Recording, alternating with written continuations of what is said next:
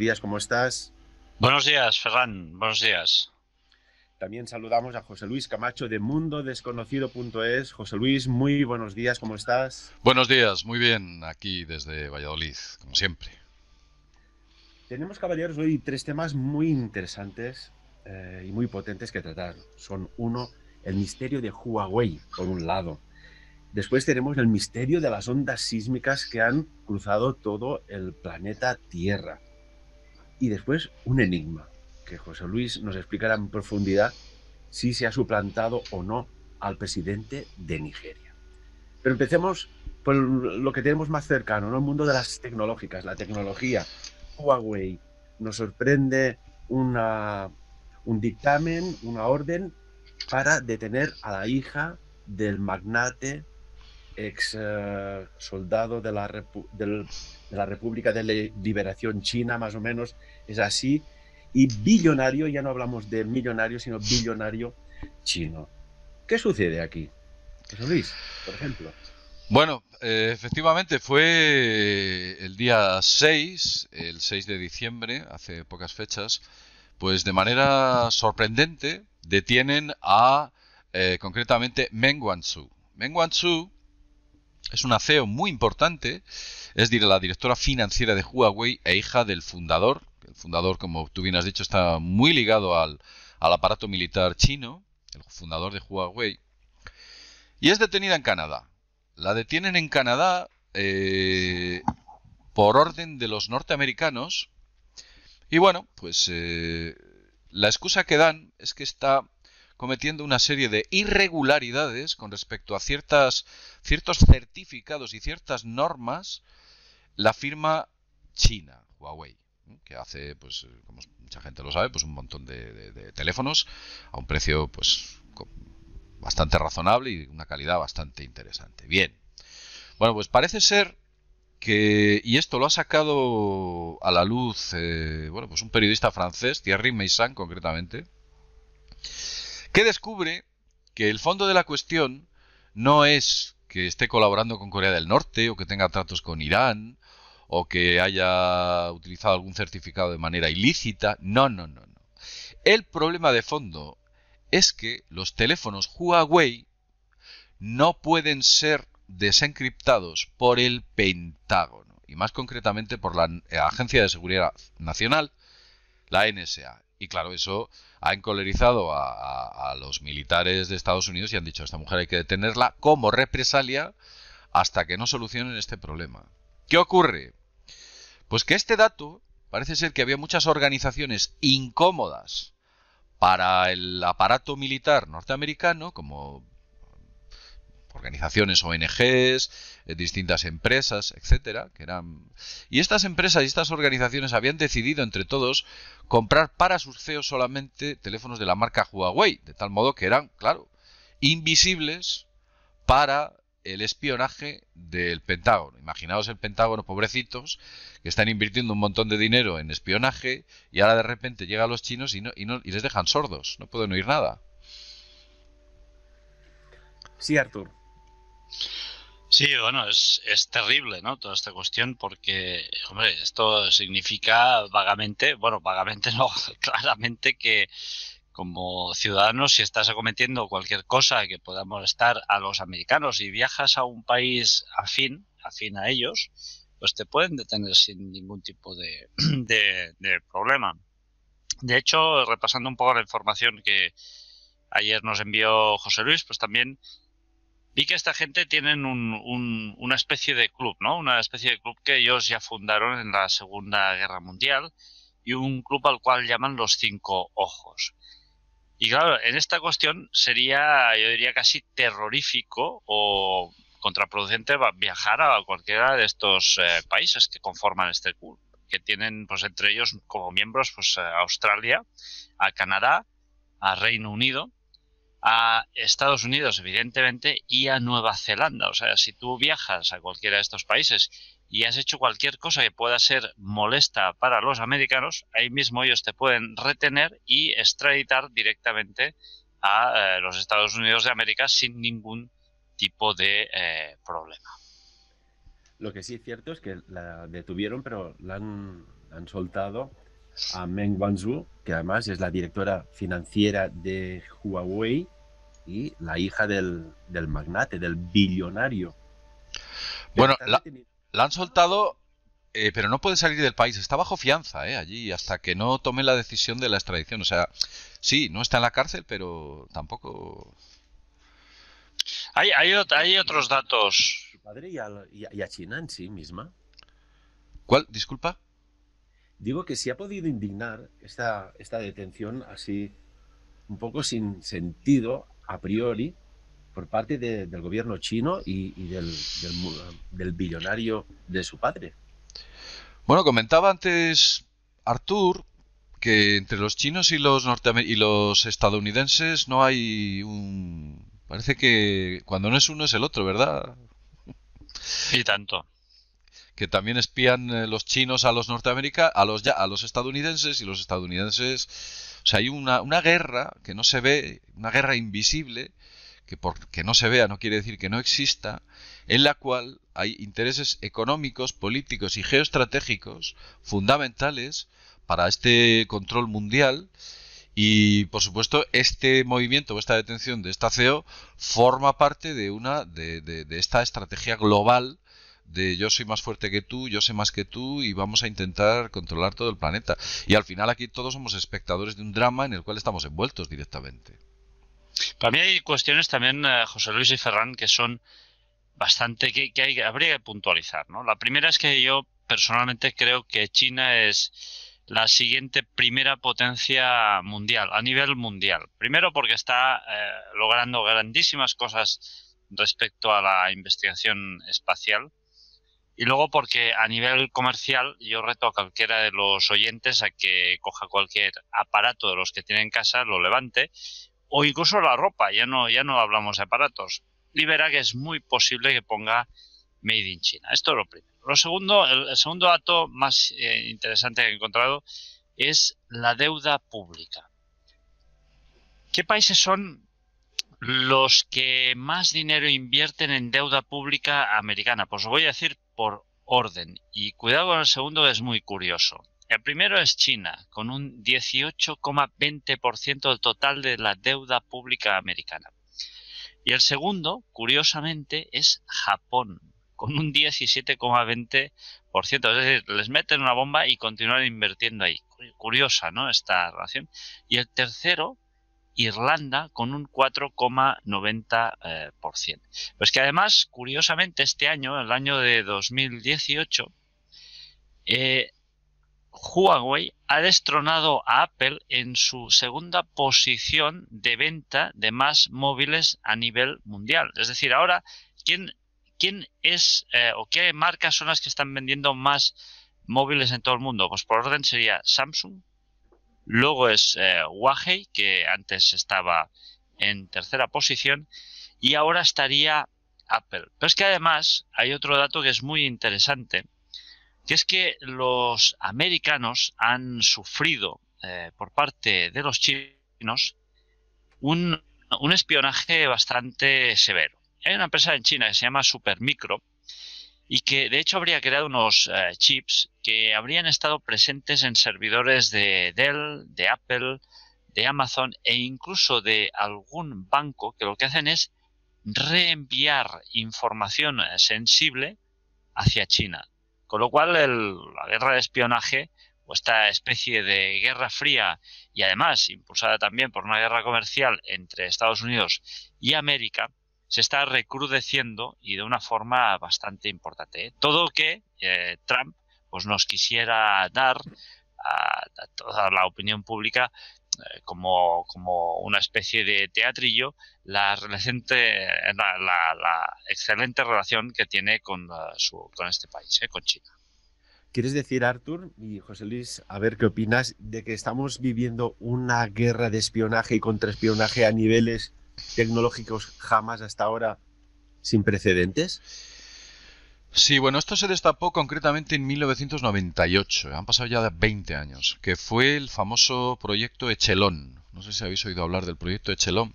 El proyecto Echelon parte de la iniciativa UKUSA, que es United Kingdom a United States, UKUSA, Con la cual, entre Estados Unidos y el Reino Unido, deciden crear una red de espionaje global para capturar, por entonces el Internet estaban haciendo, pero para capturar llamadas telefónicas, para capturar faxes y para capturar todo tipo de información sensible del planeta. Ocurre una cosa muy interesante, y es que Brasil decide comprar una red de antenas importantes para sus comunicaciones. Entonces, digamos que había varias empresas en liza, ¿no?, para la obtención de estas antenas, para obtención del concurso de estas antenas. Bien. Una de ellas era Raytheon, una empresa muy vinculada al aparato militar norteamericano, de hecho hace tecnología militar. Otra de ellas era Philips, la marca holandesa. Y parece ser que la mejor oferta era de Philips, ¿no?, la que mejor oferta estaba dando. Pero, por causas desconocidas, Raytheon finalmente recibe el concurso, alegando Brasil de que el precio que habían dado era mejor, ¿no? Se empezó a sospechar de que estaban siendo espiadas importantes empresas norteamericanas, europeas, hasta que Airbus, que tiene un contrato con Arabia Saudí para la venta de sus Airbus, lo pierde en favor de Boeing, también debido a que está siendo espiada. Airbus entra dentro de las negociaciones y Boeing decide hacer un contrato mejor, o mejora el contrato de Airbus. Y ya salta a la palestra en el Tratado Mundial de Comercio, cuando en la reunión anual los estadounidenses llevan las respuestas ya por escrito de las preguntas que iban a ser efectuadas por parte de los europeos. Claro, ¿quién les había entregado las preguntas, no? Y evidentemente hay incluso una investigación que todo queda en agua de borrajas. Es como que hay detrás de bambalinas existe una negociación que nunca sale a la luz sobre no nos espiéis, que somos aliados. Pero a partir de ahí empieza a descubrirse ese entramado de red. Ese entramado de red. Que llega desde el Reino Unido a la base de Menwith Hill al norte. Es una base norteamericana impresionante, llena de antenas. Es impresionante esa base. Pasa por todo Estados Unidos.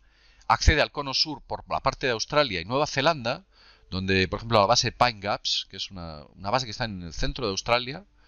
Ahí es donde parece ser que tienen el centro de operaciones más importante. Que, por cierto, la base de Pine Gaps parece ser que ha sido vinculada con una serie de red de túneles, o es una base con muchos túneles subterráneos. Como que ahí ocurren cosas un poquito extrañas, ¿no?, en Pine Gaps.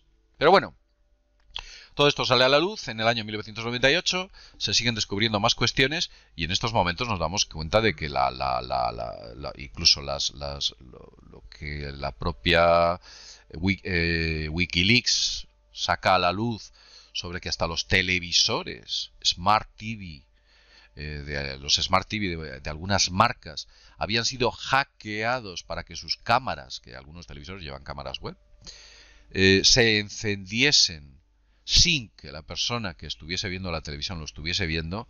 Digamos que nos damos cuenta de que, bueno, en estos momentos el espionaje global llega a un punto que ríete tú de George Orwell y su 1984, ¿eh? Se ha quedado muy corto este hombre. Sí, Artur. Artur nos hace así, bien decir. Sí, claro, bueno, resumiendo un poco y totalmente de acuerdo con lo que dice José Luis, ¿no? Estamos en un mundo donde estamos completamente espiados. Y voy a explicar un caso de un amigo mío que ya lo expliqué hace unos días. Pero él estaba en la habitación, en el comedor, perdón, hablando con su esposa.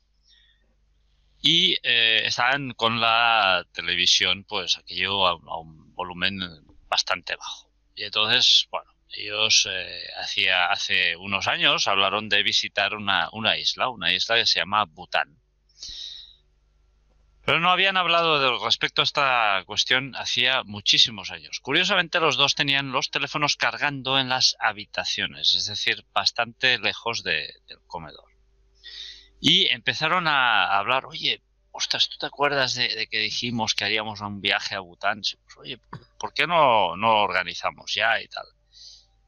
Pues, curiosamente, Ferran y José Luis, al cabo de 2 días empezaron a recibir en sus respectivos correos electrónicos ofertas de viajes a Bután. Claro, esto también llanamente significa que mediante estas herramientas de OK Google o Hey Siri, estas empresas están analizando continuamente nuestras voces para crear un esquema global. Ellos de nuestra huella dactilar ya les importa un pepino nuestra huella dactilar. Ellos lo que quieren es nuestra voz y nuestra cara. Fijaros que los dos medios para desbloquear los teléfonos hoy en día son la voz y la cara. Claro, contra más cámaras hay instaladas por todos los lugares y con evidentemente sus correspondientes micrófonos, pues así nos pueden de alguna forma espiar mucho más sencillamente. Con lo cual no puedo hacer nada más que suscribir las palabras de José Luis. O sea, estamos en un mundo en el cual todas estas superpotencias, pues lo único que hacen es espiarnos y de una forma mucho más agresiva cada vez más. La verdad es que cada vez todo se parece más, ¿no? Los coches se parecen más, la tecnología de los coches se parece más. Al final, las personas se parecerán más. Y esto nos da paso a un capítulo que haremos al final del programa de hoy sobre si nos están clonando y no lo sabemos o no. Pero hay otro fenómeno, José Luis y Artur, muy interesante, que se ha transmitido por todo el planeta, tiene un origen muy concreto y continúa siendo un misterio el de las ondas sísmicas. ¿Verdad, José Luis y Artur? Efectivamente, sí. Ha ocurrido hace unas fechas, no demasiado, ¿eh? Ha ocurrido hace un mes aproximadamente. Lo que pasa es que no ha tenido un eco social importante. Pues resulta que durante 20 minutos el planeta empieza a temblar en el subsuelo y a emitir unas ondas sísmicas con una potencia descomunal. He recibido concretamente por Estados Unidos, toda África, España también lo recibió, Chile, Nueva Zelanda, Canadá, todo el planeta. Lo recibe todo el planeta. Se calcula que el eco sísmico llegó a las 11.000 millas, más o menos unos 18.000 kilómetros, prácticamente todo el mundo. Y descubren que el origen se encuentra en una isla francesa que se llama Mayotte. Mayotte me parece que se llama. Esta isla está entre Madagascar y África. Está situada. Claro, empiezan a analizar todas estas ondas sísmicas y hay como una especie de silencio, pacto de silencio entre todos los geólogos, como diciendo, bueno, pues aquí nadie dice nada, pues aquí paz y después gloria. Hasta que uno de ellos decide colocar, bueno, pues en un Twitter la referencia de los ecos que se han producido, y efectivamente otros empiezan a publicarlo, como por ejemplo John Cassidy, un geólogo norteamericano, o otro que es de Kenia concretamente, empiezan a publicar toda esta información, pero ninguno es capaz de señalar el origen, porque descubren que no se trata de un movimiento sísmico, no se trata de un volcán, de un terremoto. Hay otra cosa que desconocen, que ha producido ese inmenso eco sísmico que ha hecho vibrar prácticamente a todo el planeta.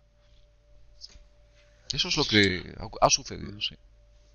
Sí, además ellos dicen que viene respecto a una especie de anomalía que hay justamente en esta isla, ¿no? En Mayotte. Y esta anomalía, justamente, que todo el mundo ya identificó, que es una especie de temblores subterráneos, lo que ha ido haciendo estos meses es decrecer, no crecer. Con lo cual, ¿cómo va a esta anomalía provocar un movimiento que además, tal como tú decías, José Luis, ¿no? Este movimiento duró 20 minutos, estas ondas.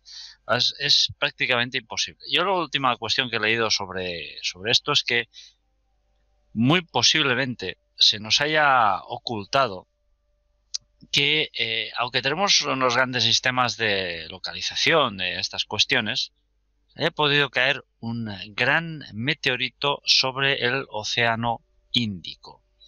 Esta es la última teoría que he leído yo, ¿no? Entonces, claro, si esto fuera verdad, sería bastante preocupante, porque la primera de las cuestiones sería es que nos han ocultado la caída de este enorme meteorito, porque tiene que ser de unas proporciones bastante grandes, por alguna cuestión. Y yo creo que sencillamente se nos podría haber ocultado porque pese a los esfuerzos y la inversión económica que están haciendo los países para detectar toda esta serie de piedras que vienen del espacio, porque al final no dejan de ser piedras, resulta ser que somos incapaces de detectarlas, pero aún menos de impedir su entrada en la atmósfera y por consiguiente la entrada en la Tierra con los consecuentes daños que podrían llegar a ocasionar. Pues claro, esto es una cuestión francamente muy preocupante. Un meteorito de 300 metros de diámetro podría llegar a destruir ciudades como Nueva York sin ningún tipo de problema. Solo imagínate con la onda expansiva. Pero lo curioso de este caso, caballeros, es que Goran Ekström, que es uno de los sismólogos más importantes del planeta, especializado en sismología anómala de la Universidad de Columbia, dice textualmente que no había visto nada igual jamás. O sea, esto es un auténtico misterio, algo que ha cruzado, como decía José Luis, ha llegado hasta 18.000 kilómetros de distancia, y este extraño silencio al respecto. Sí, Sí, además... sí, perdón, adelante. No, di, José Luis, sí. Solamente quiero decir que hay una vulcanóloga, la doctora Ellen Robinson, quien es de la Universidad de Glasgow, que empieza a analizar las ondas, ¿no? Y ella dice, oiga, mire usted, yo he visto muchas ondas sísmicas producirse, pero dice esta mujer, estas ondas son demasiado perfectas como para pensar que las ha producido la naturaleza. Y lo dijo medio en serio, medio en broma. Ya sabéis cómo son estas cosas. Como que ella al analizar esas ondas dijese, esto ha podido ser producido por la mano humana. Porque esa teoría que ha indicado Artur es muy buena, pero ¿y si se trata de algún tipo de artefacto o armamento desconocido que están probando quizás los franceses en esos lejanos lares? ¿Puede ser? Porque no es descartable. No me extrañaría nada, José Luis. ¿Tiene alguna relación, Artur y José Luis, estas ondas sísmicas a una frecuencia determinada con este sonido que se está oyendo desde hace ya unos años por todo el planeta, de origen adimensional, como es el sonido hum? ¿Puede haber alguna relación? Sí, Artur. Pues no lo sé, yo creo que no. Mira, fíjate que hay una cosa y un dato muy curioso que estuve investigando hace poco, y es respecto a los indios Hopi, ¿no? Los indios Hopi dijeron que para equilibrar la Tierra, para que se sintonizara toda la Tierra, se emitió un sonido que fue de norte a sur, ¿no? Y era un sonido que como que sintonizó la Tierra. Y ahora estamos oyendo sonidos que es como si la Tierra estuviera desintonizada. A mí no me extrañaría nada. Y es más, yo soy de los que siempre he afirmado que el gran terremoto del sudeste asiático, aquel que produjo tantos miles de fallecidos, aquel terremoto no fue casualidad. Y que si hubieron 100 factores que provocaron el terremoto, pues hace 100 años, a lo mejor los 100 hubieran sido por causas naturales. Y hoy en día, de esos 100 factores, yo estoy seguro que al menos el 30 o el 40% fueron provocados por causas con la incidencia de la mano humana directamente. Sí, José Luis. Pues sí, efectivamente, durante mucho tiempo se ha pensado... Bueno, sabéis que una de las armas más poderosas son las geoclimáticas. Es decir, si tú tienes un arma capaz de someter a un país a una sequía durante 2 años, de verdad que lo estás devastando. O lo contrario, si tú tienes un arma capaz de someter a un país a terremotos, a ciclones, a huracanes, lo estás devastando también. hay un tratado internacional sobre armas que impide o que considera ilegal la utilización de armas geoestratégicas de este tipo, de geoingeniería, porque digamos que afecta muy directamente a la población civil. Este tratado debe estar firmado hace muchísimos años. Sin embargo, como sabemos, hay muchos tratados que se firmaron y que se incumplen de manera sistemática. Además, recordemos que estamos hablando de armas absolutamente silenciosas. O sea, yo tiro la piedra, escondo la mano, aquí, y nadie sabe de dónde, quién y cómo. Son armas muy, muy extrañas. Durante muchos tiempos se ha teorizado sobre diversos resonadores electromagnéticos, como pueda ser el HAARP, y estoy hablando del más famoso. Los noruegos tienen también uno, los rusos tienen otro. Europa tiene también sus calentadores ionosféricos, y son aparatos que utilizan frecuencias electromagnéticas con unas ciertas intensidades que en una de las capas de la atmósfera, concretamente la ionosfera, la utilizan como espejo para superar la llamada línea del horizonte que impediría que estas armas llegasen a miles de kilómetros. Entonces existe una especie de rebote constante hasta alcanzar el objetivo, y en ese punto es donde actúan. De hecho, ha habido estudios, yo los he tenido la ocasión de ver, de personas que vinculan ciertos huracanes que se han producido en el Atlántico y que han afectado, bueno, pues al Golfo de México, toda la zona del Caribe, y que eran huracanes que estaban fuera de época, huracanes con una anomalía muy considerable, y huracanes cuyo tempo, sabéis que tienen un proceso de que van increciendo, cuyo tempo era muy anormal, y curiosamente todos surgían o aparecían en una zona situada voy a intentar gráficamente explicarlo, una zona situada al oeste de África, cerca de Liberia, en las costas de Liberia. Y parece ser que hay ahí pues también una serie de islas o ubicaciones que son un poco internacionales. Sabéis que, bueno, pues os puedo decir que ciertos gobiernos alquilan islas que las utilizan como bases militares a otros países. Y parece ser que algo de eso debe haber allí. Entonces se está pensando o se está estudiando la posibilidad de que todo obedezca a un arma de estas de geoingeniería.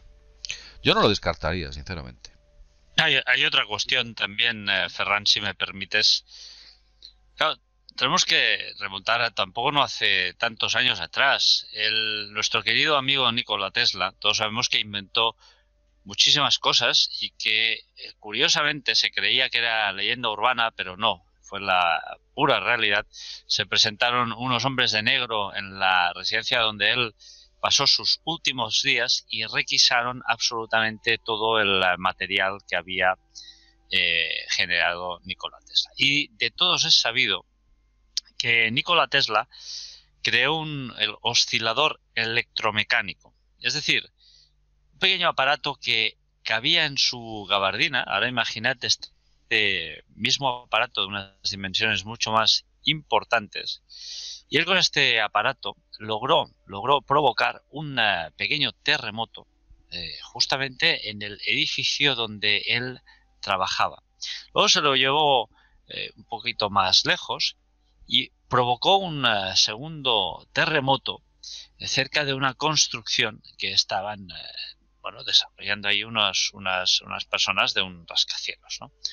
Con lo cual, a mí no me extrañaría nada que estos gobiernos que tanto nos quieren y tanto bien nos desean al resto de los habitantes de la Tierra, que somos más pacíficos, mediante este oscilador electromecánico y otras cuestiones que han ido requisando de forma totalmente automática y poco transparente, hubieran generado o desarrollado un arma capaz de producir este tipo de terremotos. Bueno, de hecho, recordemos todos que el terremoto de Lorca no fue un terremoto natural, fue un terremoto provocado por el fracking. Durante muchísimos años fuimos muchos los que teorizamos sobre esta cuestión y algunos se rieron de nosotros, hasta que la NASA publicó un informe en el cual se arrojó luz sobre toda esta cuestión y evidentemente no quedó otra que admitir que la mano humana había sido la generadora de este terrorífico terremoto. Me pregunto yo, cuando estamos hablando de armas geoclimáticas, caballeros, Artur y José Luis, de si se han utilizado ya en un pasado. Y me viene a la cabeza uno de los enigmas que siempre ya de jóvenes nos ha fascinado, ¿no? El evento de Tunguska. ¿Qué sucedió en aquellas remotas tierras de la estepa rusa que literalmente abatió millones y millones de árboles, que la onda expansiva cruzó el planeta y que no había ningún rastro de meteorito, ni de asteroide, ni de ingenio aeronáutico volador, etcétera, etcétera? Y es más, vamos un poco más allá. Si no se utilizó ya algún tipo de arma sofisticada cuando en ya la retirada de la Wehrmacht alemana en tierras de la época de la URSS, cuando invadieron la URSS, aquellos 1.500 soldados alemanes que murieron sin causa justificada, que quedaron como petrificados. ¿Qué opináis?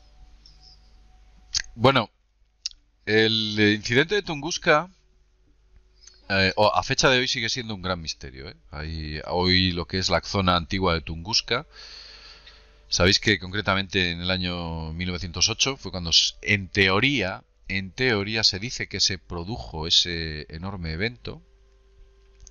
Años después, el por entonces primer ministro de la Unión Soviética, que era Stalin, Joseph Stalin, decide enviar a un científico, a un geólogo. Este geólogo, cuyo nombre es Leonid Alexeyevich Kulik, tarda muchísimo en llegar a la zona, una zona remota, absolutamente remota, y cuando llega allí el paisaje que ves de absoluta devastación, está devastado. Se da cuenta de que él piensa que ha sido un meteorito de un gran peso que ha caído allí, y fin de la historia, entre comillas. Porque, claro, hay otra teoría que dice que lo que ocurrió es que en el año 1945 o 1944 es lanzado allí la primera bomba atómica, y es lanzada concretamente por Alemania. Esa es la teoría que se dice. La distancia que hay exactamente entre Alemania y Tunguska es la misma que hay entre Alemania y Manhattan. Es como que estuvieran haciendo un test con algún tipo de arma nuclear, que parece ser que se empezó a probar en la isla de Rügen, la zona del mar Báltico, y efectivamente hay suficientes elementos como para poder pensar que en la isla de Rügen es donde se efectuó esta primera prueba. De hecho, un periodista italiano, Gianluigi Romersa, fue el que empezó a hablar sobre esa increíble bomba que tuvo la oportunidad de ver en la isla de Rügen, y sus efectos eran devastadores. Y efectivamente los alemanes durante la Segunda Guerra Mundial desarrollan una serie de 3 aviones de largo alcance con 6 motores impresionantes. Podían competir perfectamente con el B-29 norteamericano, de hecho tenían más radio de acción. Eran aviones a los cuales les habían dotado incluso de aparato de respiración autónoma para los pilotos, ya estaban muy bien preparados. Esos aviones nunca son capturados después de que cae Alemania. Nadie sabe dónde están esos aviones, así como muchos submarinos. Y hay otro dato curioso, y es que a este científico ruso, Leonid Alexeyevich Kulik, Stalin le manda al frente. Claro, Rusia por entonces no era un país que tuviese un exceso de científicos, o sea, no había tantos. Y es muy raro que Stalin decidiese mandar a este hombre al frente para luego posteriormente morir. Sabéis que en el frente ruso los rusos perdieron a millones de sus compatriotas. Fue algo devastador, fue tremendo. Es como que le hubieran mandado a morir para quizás silenciarle de algo que vio allí y que nunca contó Kulik. Pero la posibilidad de que efectivamente lo que allí cayó no fue un meteorito en 1908, sino una bomba atómica en 1944, pues mire usted, no es desdeñable. Y yo lo he contado muy por encima, pero los datos que existen al respecto son lo suficientemente amplios como para pensar que la teoría del meteorito es demasiado peregrina. Por ejemplo, se puede constatar que la explosión se produce a una cierta altura. Claro, eso ya descarta la teoría del meteorito. Se produce a una altura determinada donde deflagra y esa deflagración afecta a toda la zona. Si hubiera impactado en el suelo, el efecto que se hubiese producido sobre el ecosistema de la zona no hubiera sido como el que detalla Kulik. Hay un montón de anomalías al respecto. Pero ya desde hace muchos años, desde luego, se viene pensando que lo que ocurrió en Tunguska nada tiene que ver con lo que la historia oficial está contando, ¿eh? Nada, nada. Nos quedan ya pocos minutos de programa. Se ha pues cancelado ya la cumbre sobre el clima. Como siempre, va sobre mínimos. Algo saben que está sucediendo y que parece ser que es irreversible. Y curiosamente, recordáis que hace unos años atrás se hablaba de 3 días de oscuridad. Y curiosamente, ya desde la Universidad de Yale y Harvard indican que ya se puede oscurecer el cielo para evitar el desastre del cambio climático. En fin, nos queda otro tema que tratar y es el enigma del presidente de Nigeria. José Luis, cuéntanos. Bueno, lo del presidente de Nigeria es muy curioso. El presidente de Nigeria, que bueno, pues dentro de poco va a ser sometido a reelección, concretamente se llama Muhammadu Buhari, es así como se llama este hombre. Es un señor ya mayor, con 78 años, quiero recordar que tenía, o tiene 78 años de edad. Pues se empieza a enfermar hace unos meses. Tiene una extraña enfermedad de la que no se cura. En Nigeria no consiguen dar con la cura.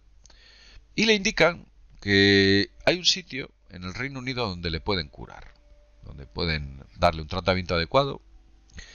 El caso es que este hombre pues se va al Reino Unido, está unos días allí, y cuando vuelve a Nigeria ocurren cosas extrañas. La gente observa de que su presidente no era el mismo que había ido a Nigeria. Es como que incluso físicamente notasen algunos cambios. Su forma de ser y actuar cambia. Algo pasa con el presidente de Nigeria. Luego hay otro dato muy revelador. Este hombre se va al Reino Unido a curarse de una enfermedad que nadie sabe qué enfermedad es. Nunca especifica el origen de la enfermedad o cuál es la enfermedad que padece el presidente nigeriano, Muhammadu Buhari. Hay otro dato también que quiero que la gente lo tenga un poco en la mente, y es que Nigeria es uno de los países más ricos de África, si no el más rico, ¿eh? Pese a que su población vive con $1 al día, vive muy pobremente, es una población, son muchísimos habitantes, más de 100 millones, son 160 millones, estoy hablando de memoria, ¿eh? O 120 millones, muchos habitantes. Es un país que tiene unas reservas de petróleo brutales, y tiene unas reservas de gas natural escandalosamente gigantes. Pero muchos geólogos advirtieron de que Nigeria es un país que está todavía en la cuna de su desarrollo geológico, apuntando a que la riqueza mineral de Nigeria es tremenda. Claro, si empezamos a hablar de que puede que hayan dado el cambiazo a este hombre, pues no lo sabemos, pero en Nigeria ha sido tan grande el eco que ha habido que hasta el propio presidente nigeriano ha salido a la palestra poco más o menos, el hombre explicando, diciendo, no, que soy yo, que no me han cambiado, No lo ha dicho con estas palabras, pero eso es lo que ha comentado. Entonces, claro, se ha quedado una controversia, principalmente en su país. Ha trascendido muy poco públicamente sobre que el presidente de Nigeria es un doppelganger. Pues sí, José Luis, y además, cuando tú planteas esta cuestión, empiezo a mirar fotografías de antes y después del presidente nigeriano. La verdad es que en las orejas hay unos cambios que son como que bastante preocupantes. Los lóbulos no tienen nada que ver, ¿no? Los lóbulos parecen normales ahora en 2018 y en 2015, 16, 14, pues tenían unas características bastante especiales, ¿no? Incluso, pues, él en una conferencia de todo el mundo que es próximo al presidente nigeriano, pues saben que a su esposa la llama Aisha directamente, ¿no? Entonces empieza a decir, bueno, muchas gracias a todos los presentes, a fulano, a mengano, a sotano, y muchas veces también a Mrs. Buhari.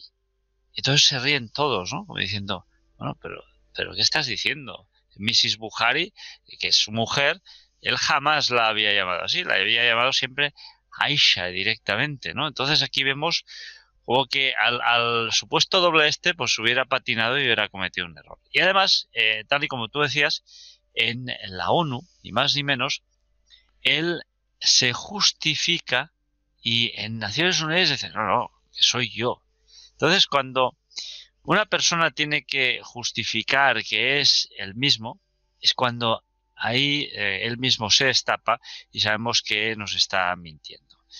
Claro, no es el primer personaje de la historia que presumiblemente se ha clonado. Todos podemos recordar pues que también se especuló que Paul McCartney, el actual Paul McCartney, no sería Paul McCartney, sino que podría ser un doble, lo mismo con Michael Jackson y muchas más personas. Pero aquí en este caso es bastante evidente, porque las patinadas del personaje son bastante escandalosas. O bien en Londres recibió un tratamiento que le provocó una especie de shock, ¿no? Le pusieron algo así en plan como los Men in Black y le borraron la memoria y se lo han medio reconstruido, o bien algo raro pasó. Y de paso le hicieron también una operación de cirugía estética en las orejas, se ha dicho.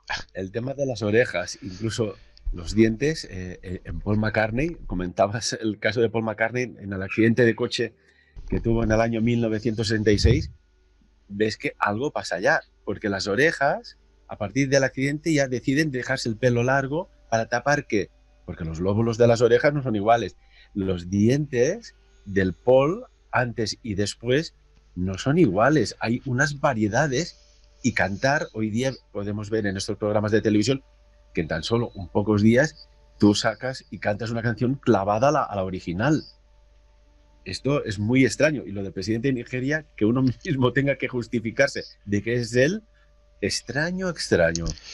Pero, bueno, hay más, O sea, a ver, partamos de la base de los grandes intereses internacionales que hay sobre ese país.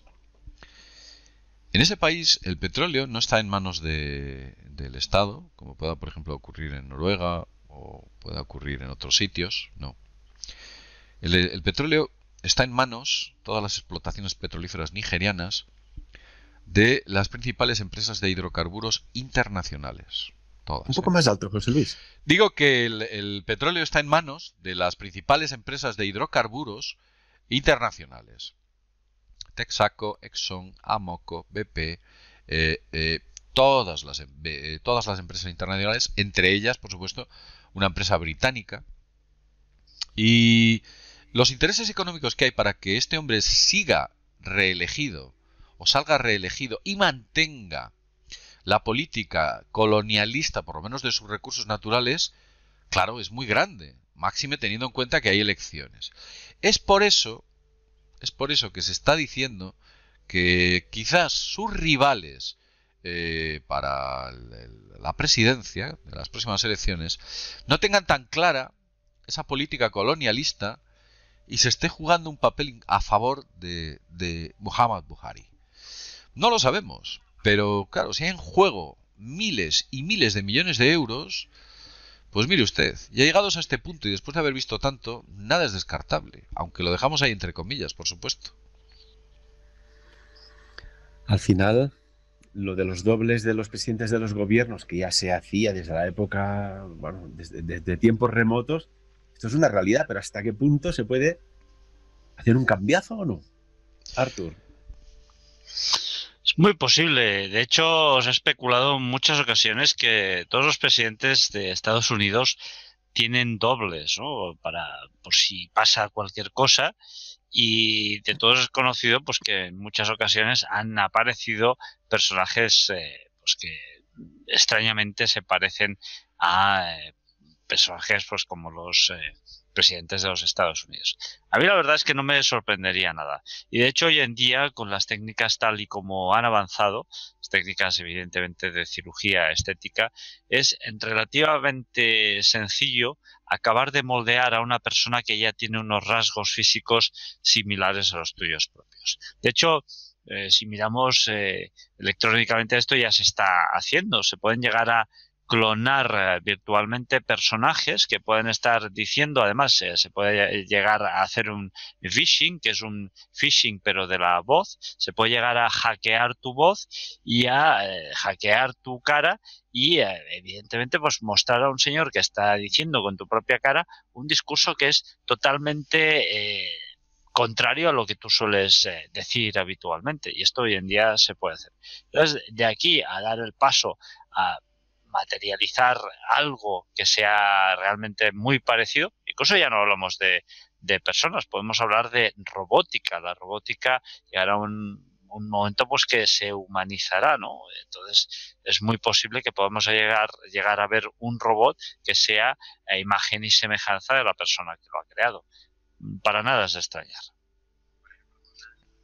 Y por ejemplo con las impresoras 3D, porque ya no hace falta que busques un doble, ¿no? Que todo el mundo tiene como mínimo un doble, sino que ya crees una máscara que encaje perfectamente, imite la cara de cualquier personaje. Esto lo vimos en la penúltima entrega de Misión Imposible, pero ha salido en muchas películas, pero es que el cine ya casi va por detrás de la realidad, ¿verdad, José Luis y Artur? Bueno, el tema de las impresoras 3D es tan curioso como que un año hace 4 o 5 años aproximadamente, las impresoras 3D fue un tema a debate dentro del Club Bilderberg, ¿no? O sea, esta gente se lo toma muy en serio. Es más, ya lleva 2 años seguidos el Club Bilderberg, entre otros temas, hablando de la inteligencia artificial, que tienen un interés inmenso en este tipo de cuestiones. Con lo cual, podemos pensar que, como he dicho antes, en el telón de fondo hay muchas más cosas que ellos conocen y que, bueno, pues nos llegarán a nosotros dentro de 20, 30 años. Y sobre la humanización de la robótica, pues muy posiblemente, antes de que acabe el siglo XXI, no voy a decir como la película Yo Robot, pero casi, ¿eh? Digamos que le podemos dar unos 80 años a esta robótica para que alcance algo parecido a lo que podíamos ver en aquella película de Will Smith. No sé si todo el mundo se acuerda. Lo que está claro es que si a uno lo cambian, yo supongo que es un poco como el virus de la gripe, ¿no? Como cualquier ente que intenta sobrevivir, deja alguna traza, alguna pista, es decir, que yo no soy el que creéis que soy, sino que necesito un vehículo que estoy utilizando. Y me viene a la cabeza cuando hablábamos de Paul McCartney en el álbum Sgt. Pepper's, que hay muchísimos mensajes ocultos ahí, como queriendo desafiar, es decir, algún día alguien descubrirá lo que realmente sucedió. Caballeros, nos quedan nada, 30 segundos. ¿Algún apunte más? José Luis, Artur, ¿sí? Artur. No, simplemente pues eso, ¿no? Que estamos en manos de personas o de gobiernos que de alguna forma pues ellos lo que sí que hacen es exigirnos a nosotros muchas cuestiones y lamentablemente pues no se autoexigen ellos mismos pues cumplir con las normas más mínimas y básicas del civismo y de la convivencia. Sí, José Luis. Pues sí, estoy de acuerdo con Artur, porque al final es lo que decía, que hemos hablado antes de Aldous Huxley. Él utilizaba una frase o un término que era doble pensar, ¿no? Y era la capacidad de pensar dos términos totalmente antagónicos y creérselos. Pues eso es lo que ocurre muchas veces, que los gobiernos y ciertos organismos te exigen cosas que ellos mismos no se exigen a sí mismos, no dan ejemplo. Y bueno, y nada más, pues agradeceros poderos haber hecho compañía en este programa aquí en Radio Valira y nada, pues ya estaremos con vosotros de nuevo, espero. Y tanto que sí, nada, ya desearos felices Navidades a José Luis Camacho de mundodesconocido.es, a todos sus seguidores, que no son pocos, 2 millones, si no recuerdo mal, José Luis, un trabajo excelente, eres uno de los pioneros en el campo de la divulgación y que contentos estamos de tenerte pues cada 2 o 3 semanitas aquí. Gracias. Junto con Artur, junto conmigo, desvelando misterios del presente, del pasado y siempre mirando hacia el futuro. Y tanto que sí, muchas gracias. Y también, Artur, muchísimas gracias. Muchas gracias a ti, Ferran, y sobre todo pues a José Luis también, porque es un privilegio pues tenerlo aquí también. Muchísimas gracias a los oyentes de Radio Válida. Y como siempre, de lo que aquí tratamos, que cada uno saque sus propias conclusiones. Buenos días. Adiós, buen día.